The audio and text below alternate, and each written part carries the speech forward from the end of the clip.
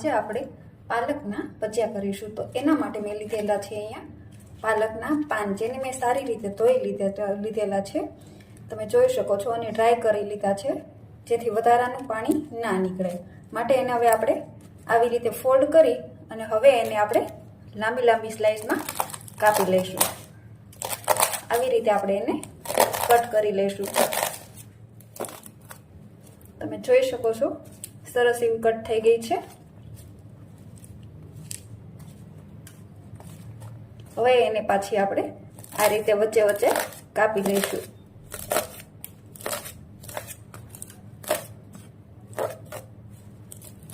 આપણે હવે એક બાઉલમાં પાલકના પાંદડા લઈ લઈશું, જે આપણે કટ કરેલા છે એ।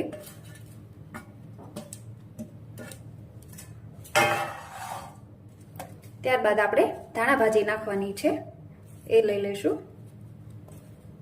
મરચા છે એ લઈશું। મરચા તમે વધારે ઓછા લઈ શકો છો। જો તમને તીખાશ પસંદ હોય તો વધારે પણ મરચા લઈ શકો છો। ત્યારબાદ ડુંગળી છે, એને આપણે આ રીતે લાંબી કટ કરેલી છે, એ લઈ લઈશું।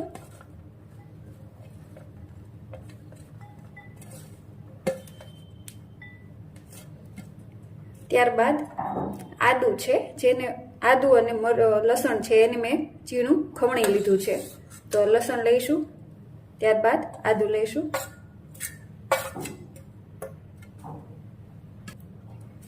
લીંબુનો રસ છે એ નાખીશું। ચટણી નાખવાની છે, ચટણી તમે વધારે ઓછી લઈ શકો છો। ત્યારબાદ થોડી હિંગ લેવાની છે। સ્વાદ પ્રમાણે આપણે હવે એમાં નિમક એડ કરીશું।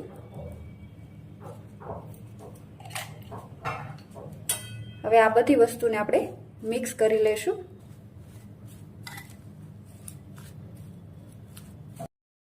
આ બધી વસ્તુને હવે આપણે હાથ વડે મિશ્રણને તૈયાર કરીશું।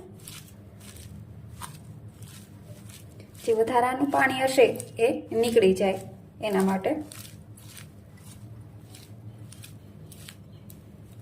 અને હવે 2 મિનિટ માટે આપણે રહેવા દઈશું। આપણું મિશ્રણ ગળી ગયું છે। હવે આપણે એમાં સ્વાદ મુજબ થોડો ગરમ મસાલો નાખીશું, જેથી સ્વાદ ખૂબ જ સરસ આવે છે। ત્યારબાદ આપણે એમાં કોર્નફ્લોર નાખવાનો છે। જો તમારી ઘરે કોર્નફ્લોર ના હોય તો તમે ચોખાનો લોટ અથવા તો તમે રવો પણ લઈ શકો છો, જેનાથી કરકરો ટેસ્ટ આવે છે। ત્યારબાદ આપણે જરૂર મુજબ આપણે ચણાનો લોટ નાખવાનો છે।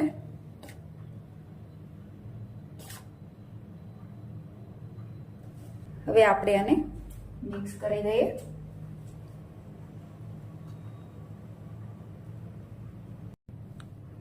જરૂર મુજબ આપણે થોડું પાણી નાખીશું, કરી લેવાનું છે। પોલા પોલા હાથે જ આપણે મિક્સ કરવાનું છે।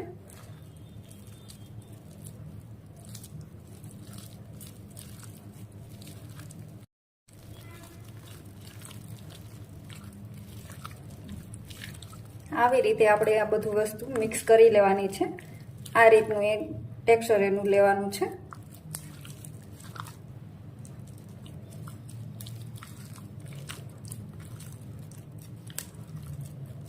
આમાં આપણે પાણીનો સાવ ઓછો જ યુઝ કરવાનો છે।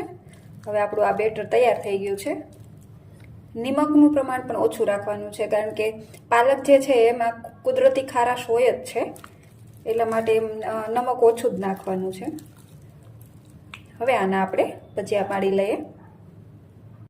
હવે ભજીયા તળવા માટે આપણે તેલ ગરમ થઈ ગયું છે, એમાં હવે આપણે ભજીયા પાડીશું। આવી રીતે નાના નાના લેતા જવાના છે, એને એકદમ ગોળ નથી કરવાના। લઈ અને ડાયરેક્ટ આવી રીતે પાડી દેવાનું છે।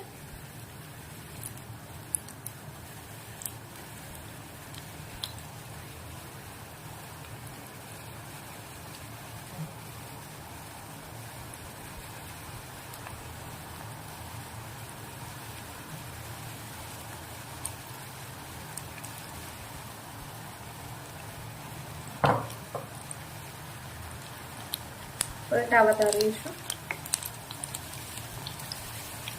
એને ક્રન્ચી થાય ત્યાં સુધી આપણે એને ફ્રાય કરીશું।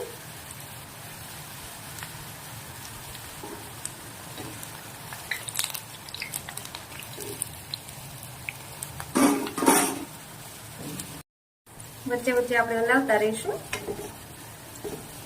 ગોલ્ડન થાય એટલે આપણે એને કાઢી લઈશું. થોડા ક્રિસ્પી જ કરવાના છે.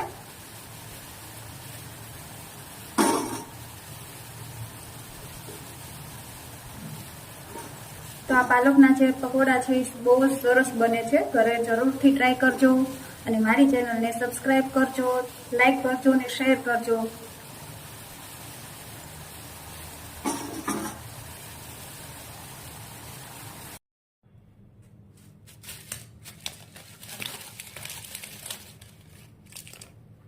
તૈયાર છે પાલકના ભજીયા, જે ખાવામાં ખૂબ જ સ્વાદિષ્ટ લાગે છે. જો તમને મારી આ રેસીપી સારી લાગી હોય તો મારી ચેનલને લાઈક કરો, શેર કરો અને સબસ્ક્રાઇબ કરો.